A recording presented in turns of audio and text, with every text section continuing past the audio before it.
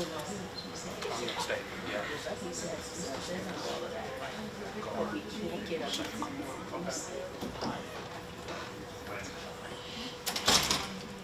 good afternoon.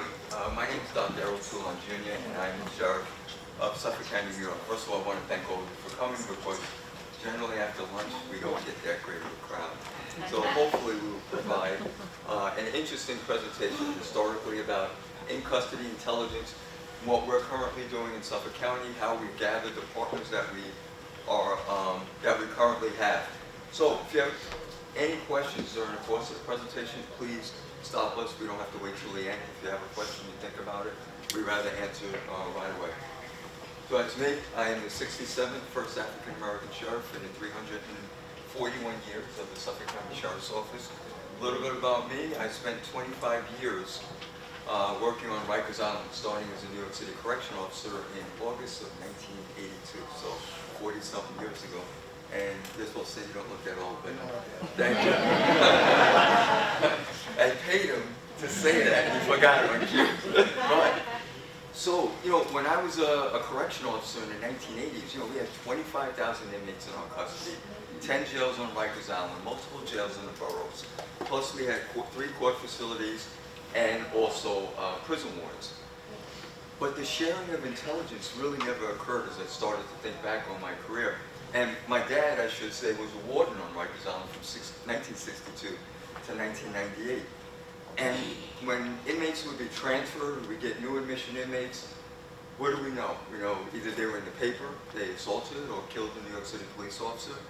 They were assaulted in our current system, but not if they were re-entering our system. We would, unless they were really notable and had been assigned to that facility, we wouldn't know if that individual was a violent offender, someone that was, there was constant contraband trying to be introduced to him or her.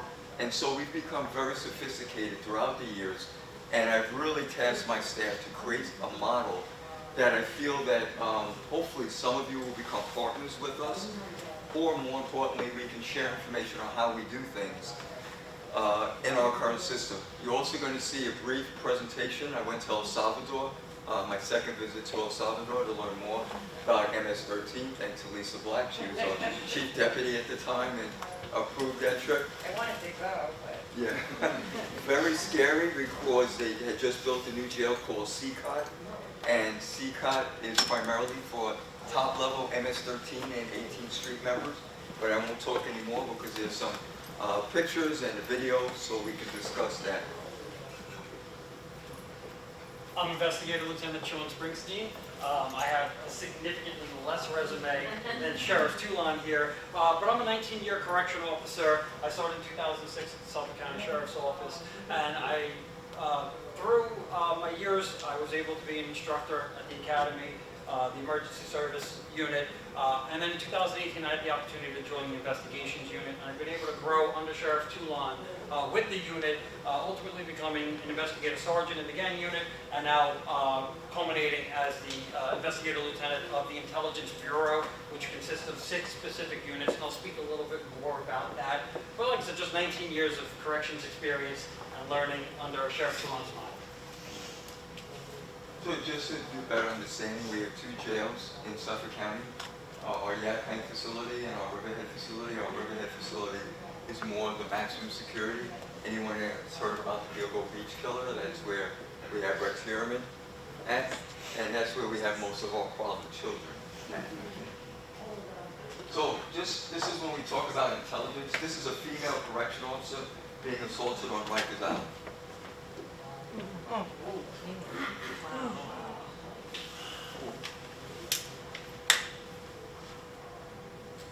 So tragically, tragically that this incident occurred, she did recover from her injuries, but there was an intelligence component. You know, there was some issues going on with this individual and other correctional staff, not specifically this officer, but this individual decided to take it out on her, and after reviewing, interviewing other inmates in the housing area and also monitoring his phone calls after this incident occurred, you know, it was clear that there was going to be an act of violence against the correction staff that no one So for today's presentation, history, overview, practical applications, and then also the purpose of our Corrections Intelligence Center are some of the things that we are going to speak about. And then, of course, as I mentioned earlier, my trip to El Salvador. So, originally when this presentation was put together, Kevin Catalina, who's the deputy chief at the NYPD, who came to work with me as an undersheriff, he and I worked together on many cases in New York City when I was the deputy commissioner of operations with New York City Corrections. And we were able, collaboratively working with NYPD, able to take down about 20 blood members in the South Bronx. And it's the collaboration, which we're going to strongly emphasize during the course of this presentation, is what really moves the needle and helps law enforcement stay safe, do their jobs, and more importantly, keeping our community safe. I'm going to speak a little bit about the Suffolk County Sheriff's Office Intelligence Bureau. I spoke about the 6 units that we had under that umbrella. And I'll start with, prior to Sheriff Toulon, we did have an Intelligence Bureau. It was not advanced and it wasn't our main focus inside the jail, but we did have 3 units. We had our Internal Security Unit, which focuses on drugs, weapons, contraband, any criminal acts that happen inside of the jail. We also had our Gang Intelligence Unit, which focuses on the identification and the monitoring of the gang population in custody, because we know regionally, and it holds true within Suffolk County, our gang population is about 30% of our total population. But if you look at the numbers, it's about 80 or 90% of the issues that we have in custody. So having that full-time gang unit is really instrumental in preserving the safety inside of the jail. And we also had our task force officers, which were corrections intelligence officers assigned to various local, state, and federal agencies, such as Suffolk County Police Department, the District Attorney's Office, Federal Task Force, Gang Unit, FBI, and Homeland Security. And Sheriff Toulon spoke about his vision of intelligence sharing and building out our intelligence unit. Sheriff Toulon very quickly realized that we need to expand our role inside the jail. And through our inmate debriefings, when they came into custody, we were very quickly able to pick up that human trafficking is a national issue, but it was really hitting home in Suffolk County. And through our debriefings, we started changing some of the questions and asking some human trafficking questions that would identify human trafficking victims. And historically, and I think the picture of human trafficking has been people being crossing the border and being brought over as like that human smuggling. But in Suffolk County, the human trafficking issue that we have is really directly correlated to that opioid epidemic, where females were getting addicted to opioids, they were purchasing drugs, they had a debt, and then they were indebted, and they were brought into the the human trafficking world to pay off that debt.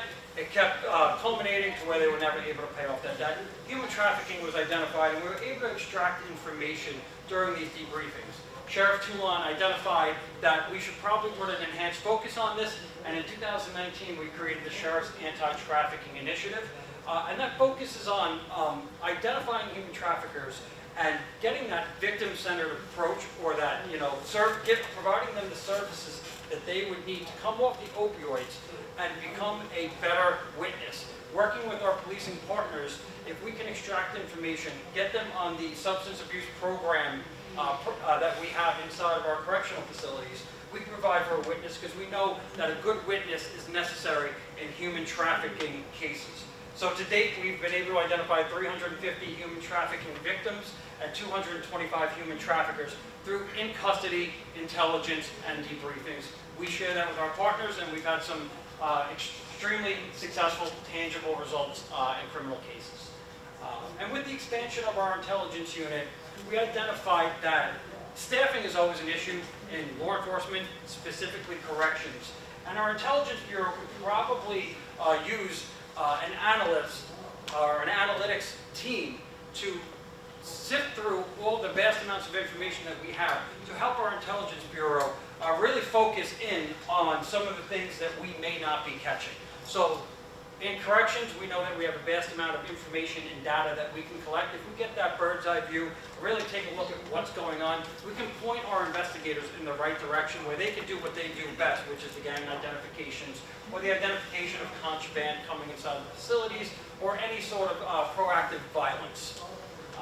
And then I will speak a little bit more in the future of the presentation about the Corrections Intelligence Center, which is really focusing on partnerships and information sharing. And we wanted to highlight our partnership with HIDA and the FBI Corrections Intelligence Task Force, which is the two valuable resources for us for information both in custody and on the street. I'm going to get into a little bit of depth of the analyst unit that we have and the predictive analysis that we like to approach at the Suffolk County Sheriff's Office. We collect our data, normal data points that we would be focusing on, but we have a unit that focuses on those and can point our investigators in the right direction. And we came up with a version, and it was really a beta version where we grabbed an Excel spreadsheet and we took some specific points of interest that would really give us the identification of whether someone's a gang member, if we can predictably analyze whether someone is going to have a propensity for bringing in drugs, holding drugs, or creating violence inside of our custody. So we have these data points, which is the analysis of police records and the location of the arrest, current charges, criminal history, gang involvement, known personal associates, previous incarceration history, sentence or term of imprisonment, and current incarceration history. And we realized that these are the key points that we should be focusing on. And like I said, the original version we called the Corrections and Analytical Point System. We put it into an Excel spreadsheet. It's labor intensive, but it really points our investigators in the right direction. And we're currently working with technologies such as Fermata by Vixen, which they are going to take all of this information in real time, download it into their system, and give us a risk assessment score. So it's going to take that labor-intensive aspect of putting it into Excel spreadsheets, grab all of that data, and give us a score from 1 to 100, which will really point our investigators in the right direction. And utilizing the CAP system that we've been able to identify and put into place, we've had a couple tangible successes where our investigators may be hunting down where we believe the drugs are through human intelligence. But if the data is going to point us in a different direction, we're going to proactively search those people. We proactively search the inmates in custody. We'll bring them down to some of the technologies that we have, like the tech body scanner, and we'll see that inmates are holding drugs in their possession, and we're able to identify it and take that risk. Are you speaking on where they're holding it? Is that what the details are? Well, yes. Is that new? The tech scanner? That, yeah. We've had the tech scanner since 2019. And that is in every correctional facility? And that's in both of our correctional facilities. We In have, yours, but not in upstate New York. I can't speak on New York City. I mean, New York City has it. So it's a body scanner. It's going to give us any abnormalities that may be secreted inside of their bodies. Gives us the advantage of finding any sort of drugs, weapons that may be in there. But using that analytical approach, we've been able to have those tangible results where maybe we're on the wrong path. We're able to look at the data. And our analyst unit is, Sheriff Toulon spoke a little bit about it, where the information sharing sometimes does not go hand in hand to the line staff. We produce daily reports, and we highlight, if you see some of the names are in red, that's going to give us an indication that they're assaultive towards staff.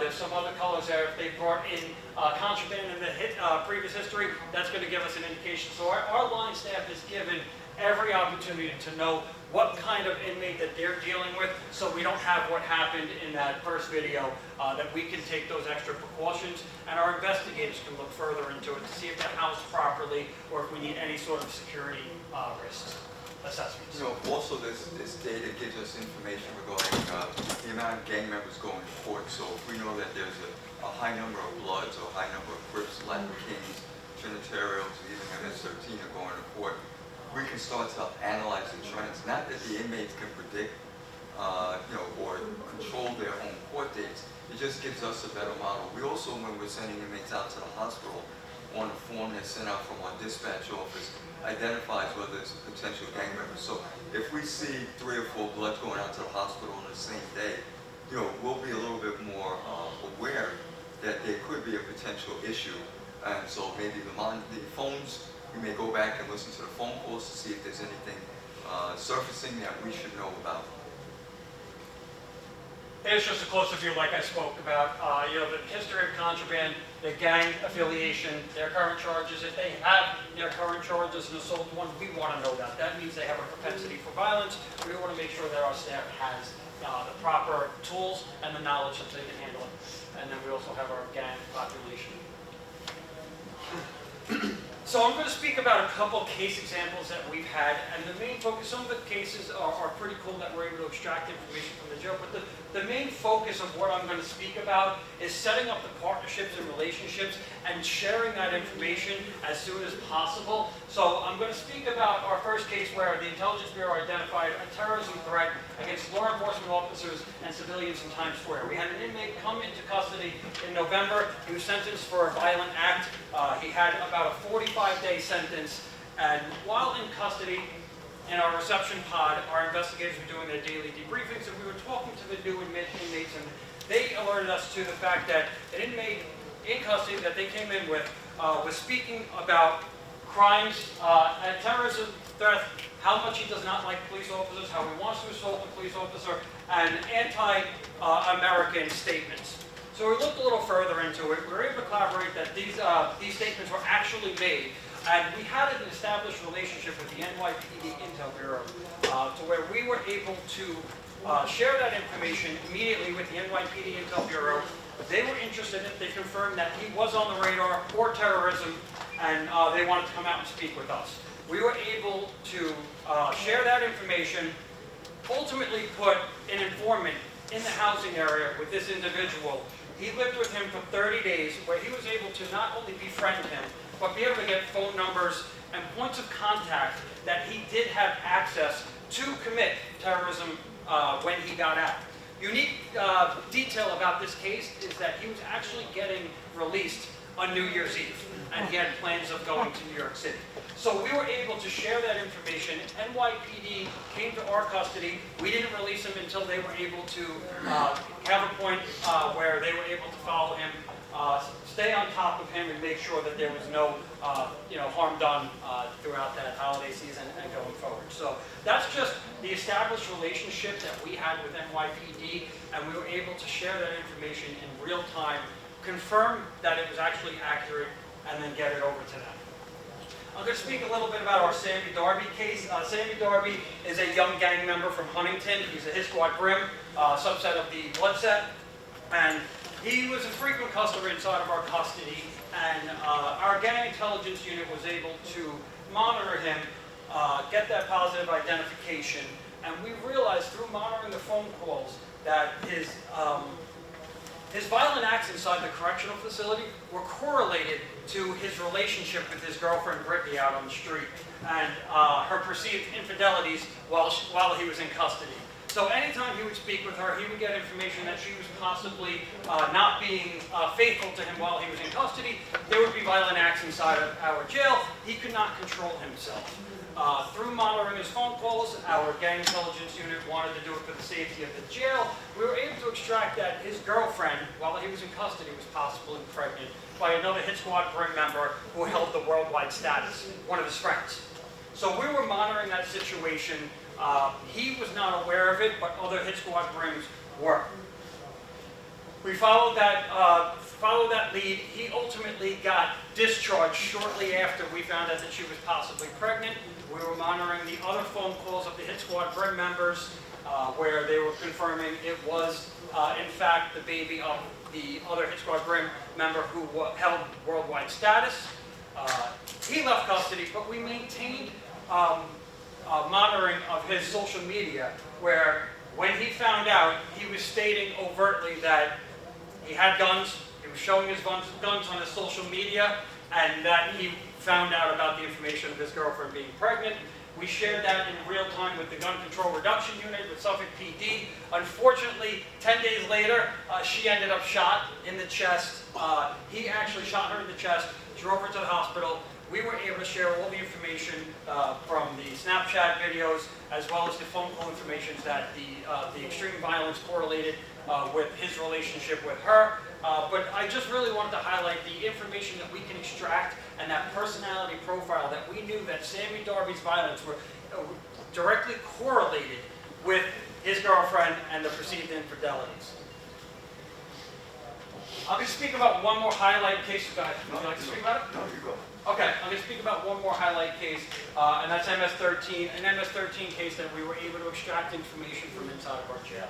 MS-13 obviously became a national subject in about 2015, 2016, and the epicenter was right here in Suffolk County where we live. So there was a specific case where, one more. Lenise Escobar and Kelly Gomez, you guys are probably familiar being in the law enforcement world, where they were monitoring social media and they identified a couple young boys who were possibly throwing up gang signs or mocking their MS-13 gang. They hatched a plan where they were going to lure these 5 boys into the woods under the premise of smoking marijuana and hanging out. And they had fellow MS-13 members hiding in the woods. They had a violent ambush on the 5 members. 4 of them were killed. 1 of them got away. The unique situation about Lenise Escobar was her boyfriend, who was a high-ranking MS-13 member, was actually in custody in Suffolk County. So about a day after these attacks, she called her boyfriend and she explained to him not only what happened, why she did it, and the whole premise of, they were 18th Street gang members and they were making fun of MS-13, and we were able to have that information on jail phone calls, which assisted in the federal prosecution. So if we click. Oh, go ahead. I'm sorry. So, in 2018, I went to El Salvador just to get a better understanding. It's different when you talk to your law enforcement partners here, as opposed to actually having boots on the ground and understanding what's going on in your country. And I can tell you, in 2018, they were terrorizing the entire country. There were 87 law enforcement people killed, not necessarily on duty, but I went there in April, and 87 were killed by April of 2018 when I visited the country. Suffolk County is the 3rd largest populace of MS-13 in the United States. You have Los Angeles, of course, is number 1. The DMV corridor, which is DC, Maryland, and Virginia, number 2. And then Suffolk County is number 3. When I went there on my first visit, and I'll discuss my second visit later on in the presentation, did not wear my uniform, very fearful of the countryside. They would not even let me inside the jail. I was in a control center, actually looking at various monitors of what was occurring in the housing areas, and it really looked like a 3rd world country. They don't call them correction officers, they call them guards, who were wearing masks. They were disguising their voices, very fearful, cowering in the corners of the housing area because of what MS-13 would do to them.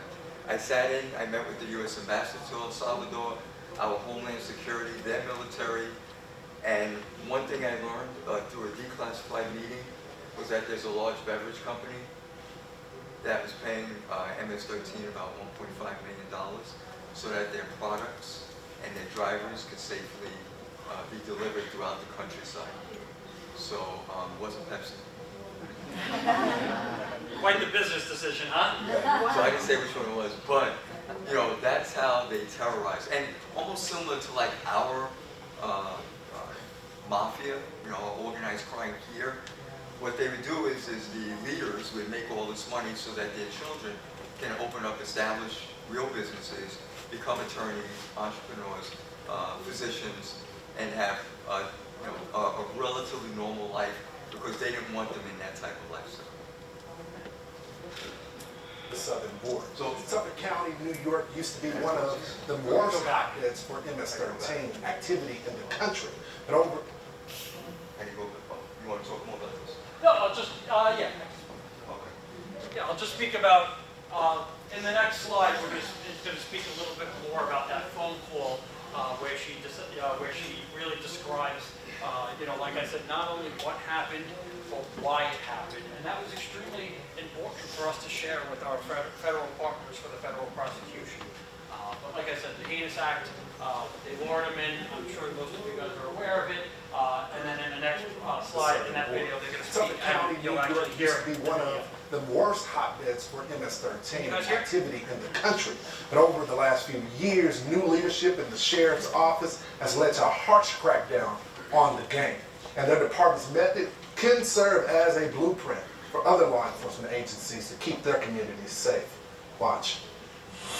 Together, we're going to restore safety to our streets and peace to our communities. And we're going to destroy the vile criminal cartel MS-13. The former president in 2017 pledging to wipe out one of America's most terrifying criminals, Mara Salvatrucas, an international gang born in the 70s whose origin was once to serve as protectors to Salvadoran immigrants in Los Angeles, but became something much more evil.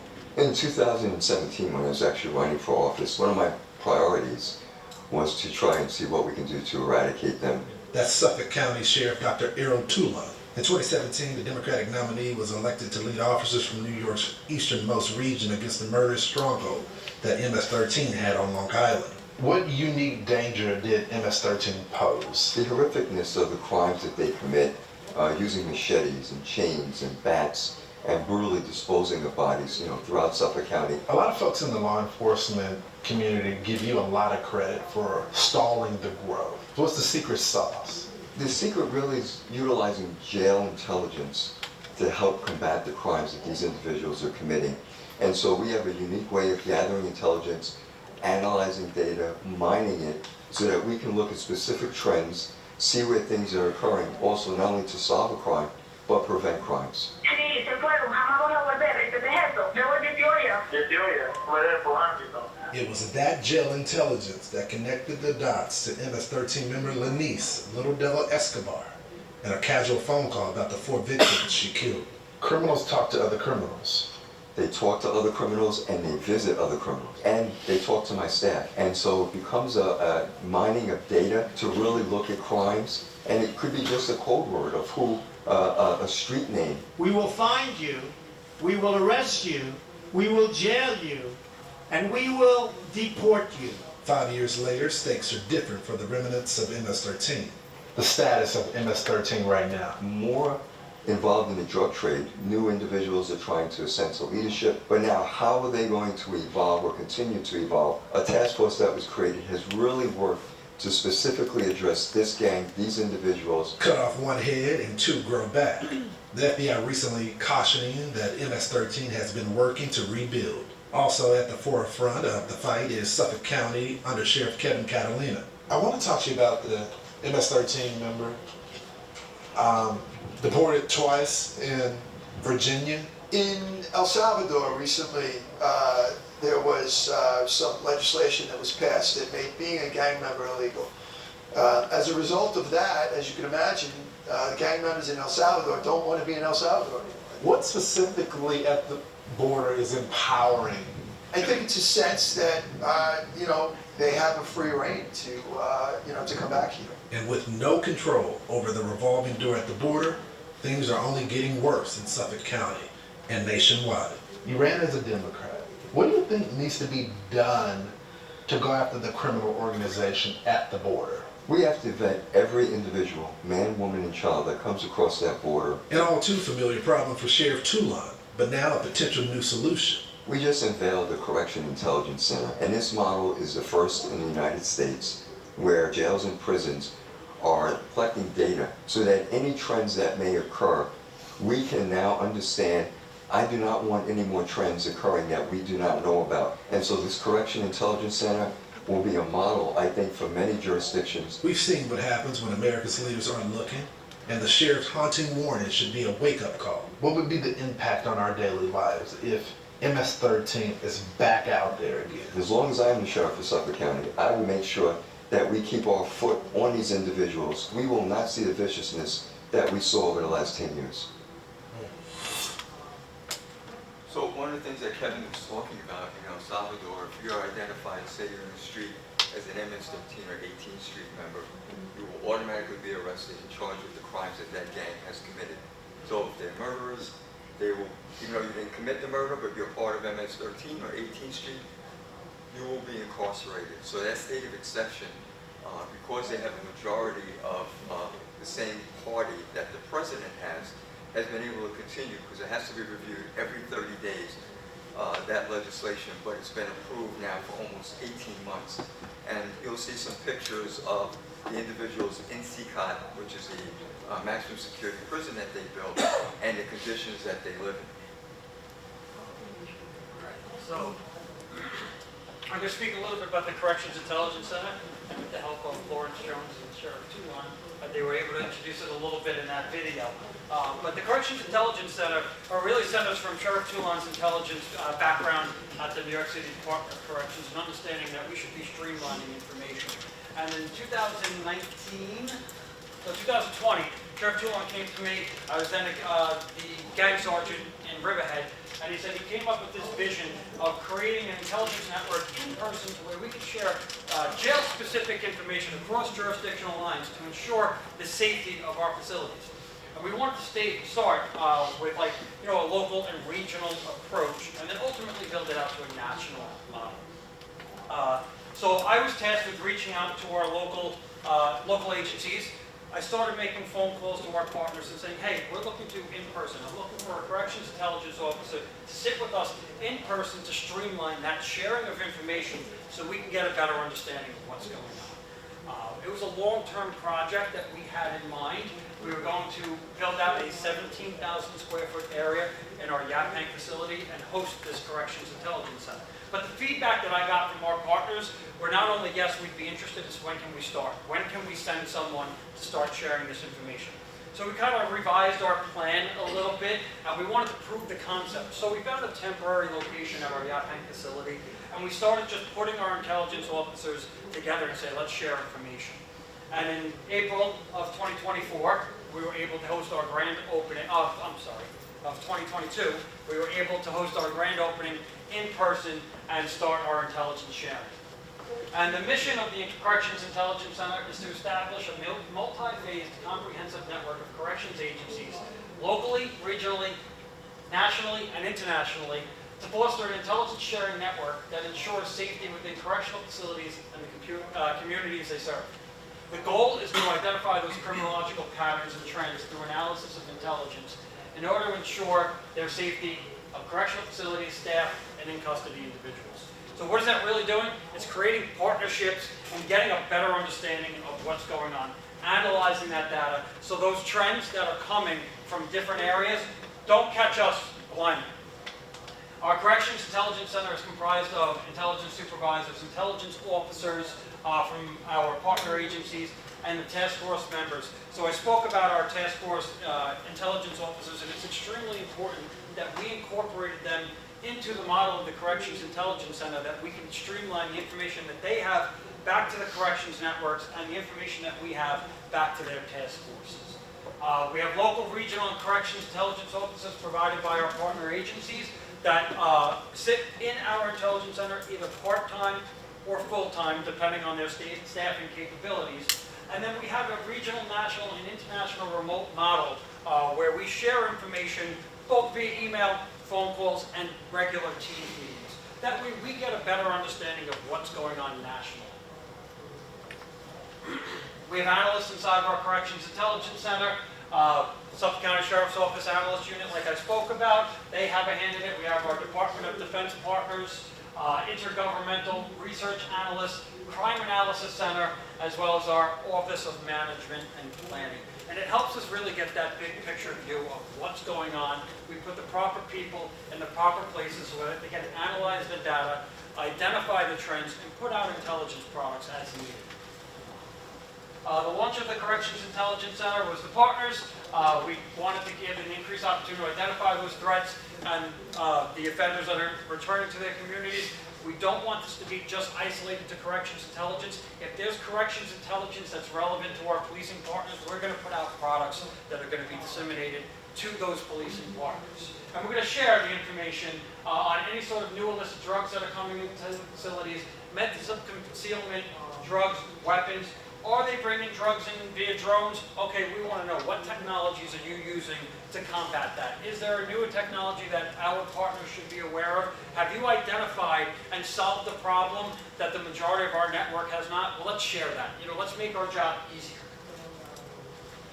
It was important, like I said, our original plan was to go into that 17,000 square foot area and really take our time. So we decided we were going to have a three-phase opening plan and really assess how we're able to build out this model. So we put pen to paper, had a concept of operations where we had milestones with each phase, where we wanted to expand with our partner agencies, and we wanted to really limit it to make sure that we had a grasp of the information that we were able to ascertain without growing too large. I don't want to turn down any partners, and we haven't. We've grown nationally and internationally, but we wanted to make sure that we had a model that was sustainable and that we were actually providing a resource. We didn't just want to spin our wheels, so getting that smaller network in the beginning, providing that information and getting the feedback from our partners was really, really important, and that was part of our multi-phase operational plan. We wanted to create and evaluate the reports that we were disseminating and identify training opportunities for our partners. And the most important thing that we're doing, and I was just speaking about it earlier, is the reevaluation of the process. Is what we're doing working? And that comes from the feedback of our partners. So just so you know, it's 17,000 square feet, but they're only getting rated 3,500. They're not getting all 17. He's trying to subliminally tell me that it's 17,000. The more we push, I think I can get a little bit more, but we'll work on that. All right?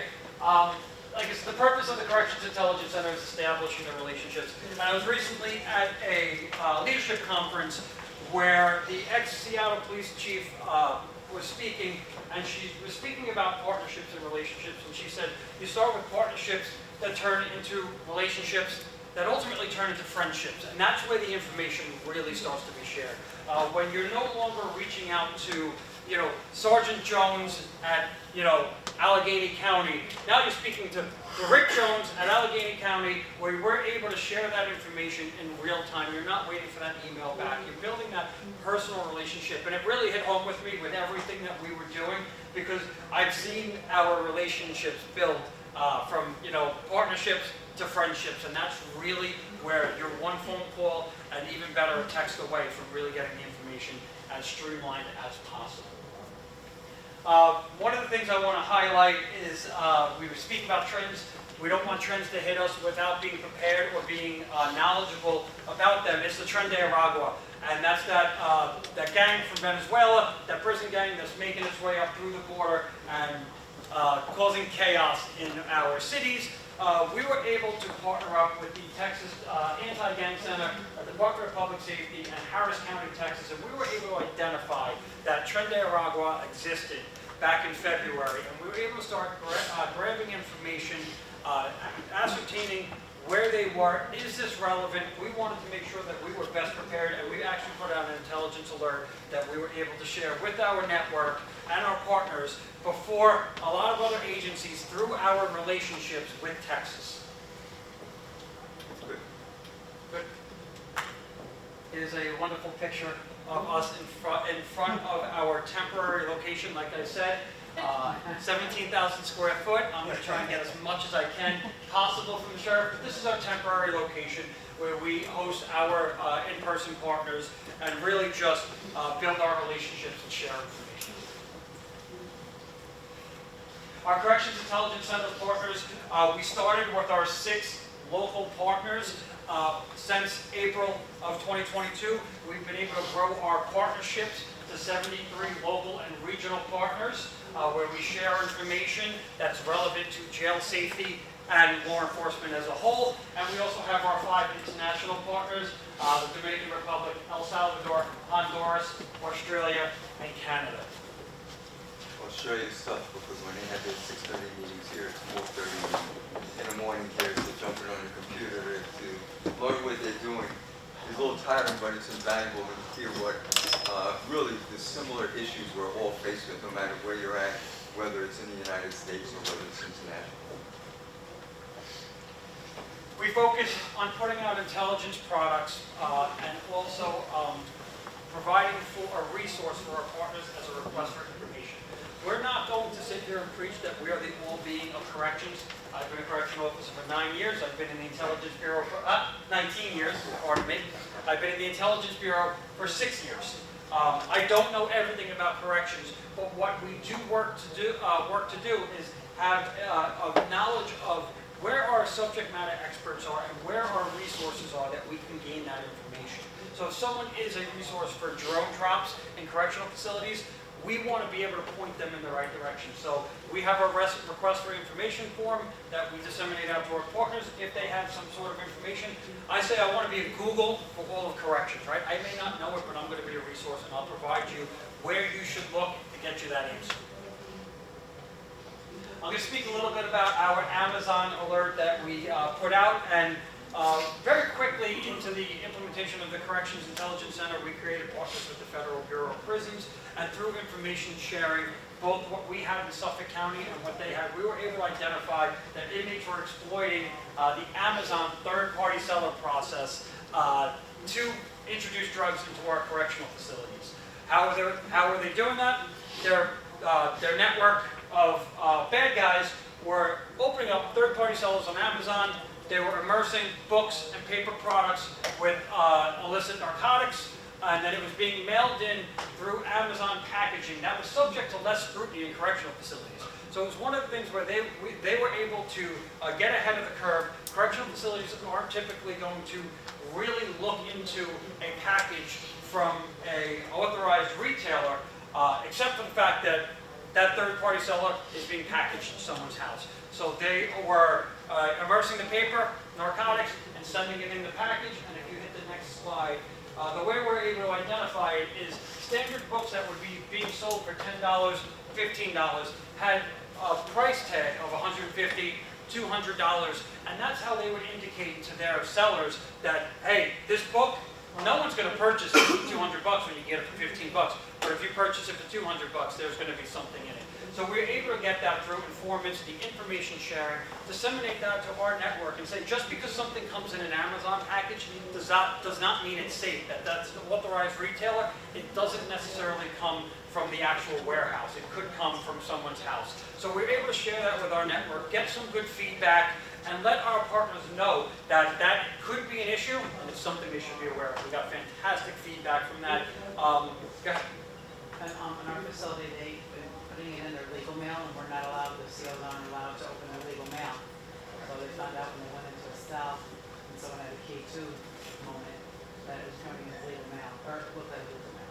So that's a trend that everyone's been dealing with, and there's actually technology products that they're developing right now that are going to work towards almost taking that legal mail. I know there's legalities to it, to where they can photocopy it and then print it out inside the correctional facilities. A lot of departments are dealing with that. They're photocopying it in front of the person, putting that paper into their property. It's definitely a trend and a hurdle that we're all dealing with. But collaboratively working, we're dealing with other agencies to find out different ways.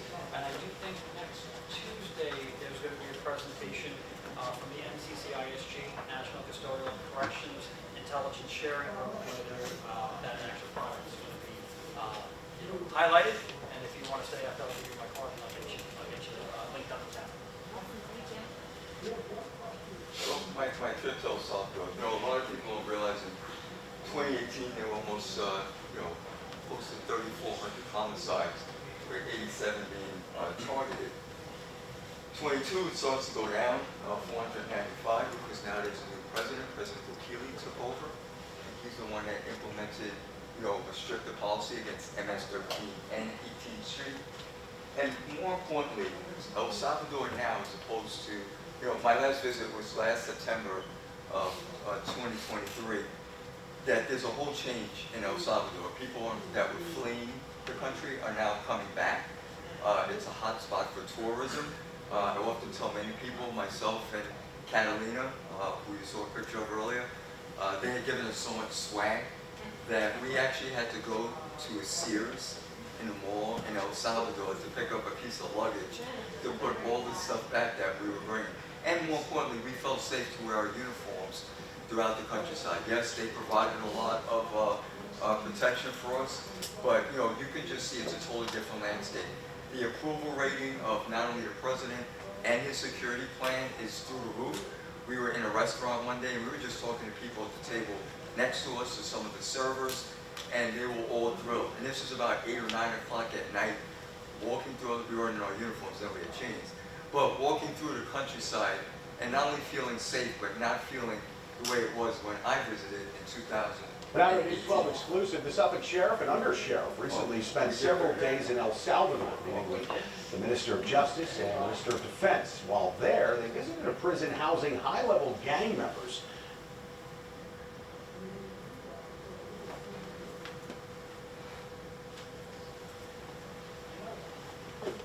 Someone said, "Oh, get back to something." What were you just saying?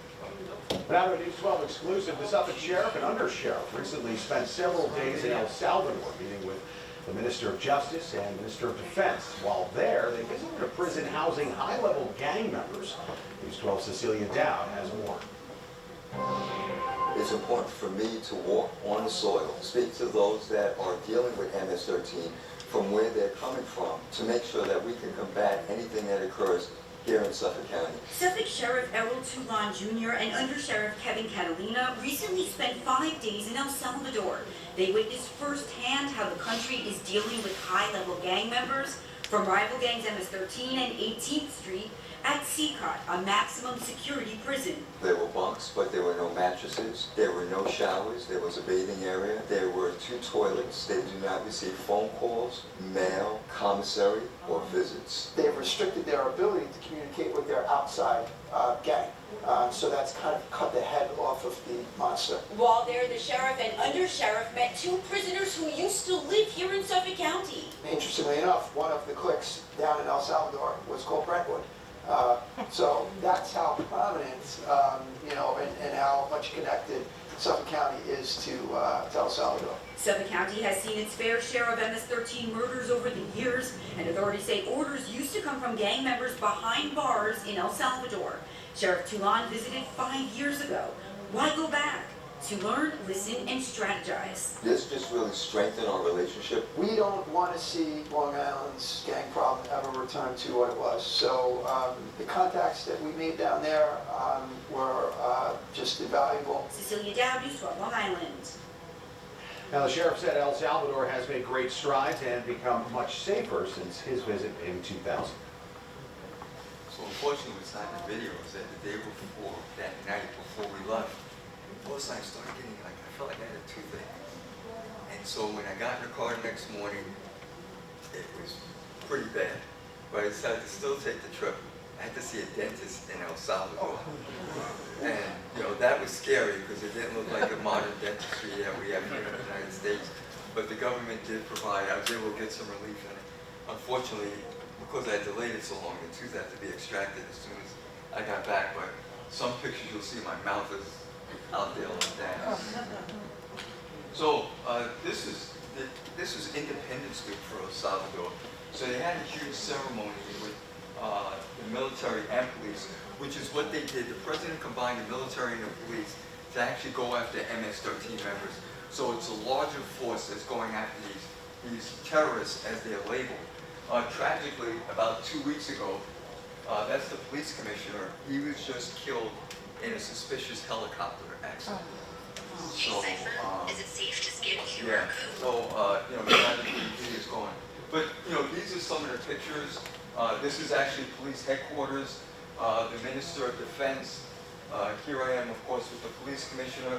And then, their network of how they see where their offices are, crime patterns that are occurring throughout the countryside. So when you walk into CCOT, which is the main jail that was built for 18th Street and MS-13, it cost $130 million. All concrete production was stopped during the 9 months that they were building this jail. And as it was said in the interview, there are 42 cells, 21 on each side, 60 to 70 people per cell. No mattresses, no telephones, no commissary, no mail. And they're all in their underwear. They have 18th Street and MS-13 in the same cells. This is one of the individuals that was from Huntington Station in Suffolk County that was deported back.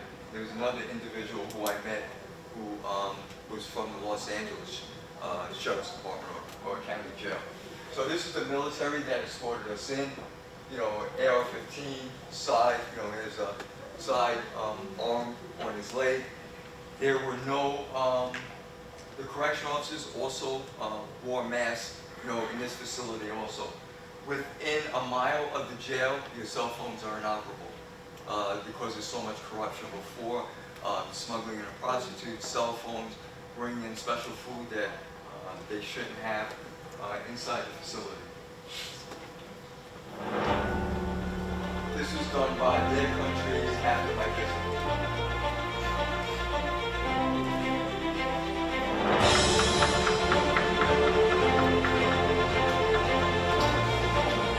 They had their own drone lab that they built drones.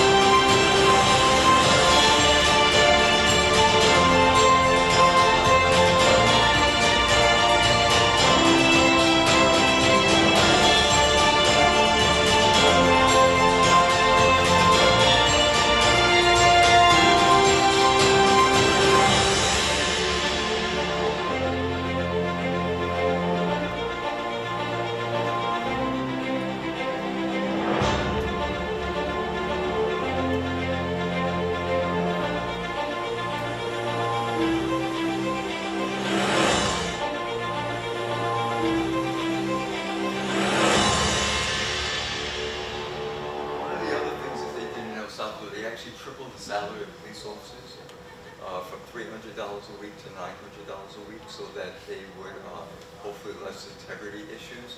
The academy, as you saw, they had a firearm simulation, so they really work hard. And another unique thing is that every police officer has to learn how to speak English. So it was something, you know, with tourism, I mean, when you saw me and Catalina sitting, there were two female police officers on our side.